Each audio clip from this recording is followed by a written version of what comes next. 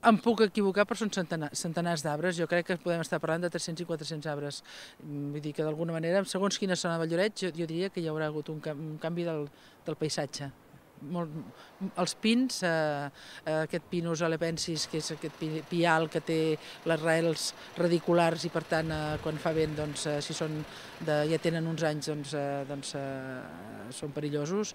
En aquest cas concret, jo diria que aquest tipus de pi, un percentatge molt elevat, ha caigut a terra.